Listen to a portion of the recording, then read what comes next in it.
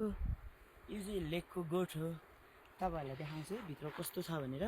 पहिला 7 वर्ष अगाडि आउँदाखेरि चाहिँ यो भित्र म यहीँभित्रै बसेको हो। अब म 7 वर्षपछि आइरहेको छु। कस्तो रहेछ तपाईँहरूले देखाउँछु।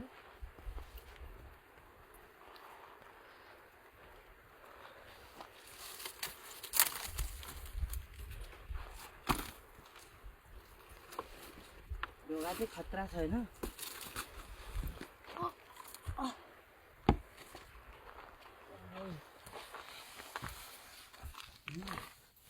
यहाँ चाहिँ पहिला मान्छे बसेको रहेछ।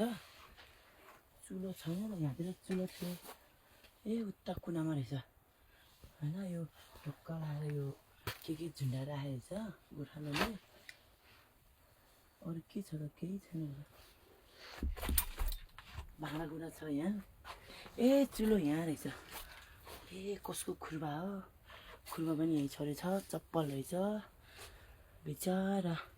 दाउरा हो यो चाहिँ। यसरी सुकाएर खानुपर्छ। धुप भइहाल्यो त। लेकको धुप स्पेसल धुप हो यो हो। यस्तो खतरा हुन्छ।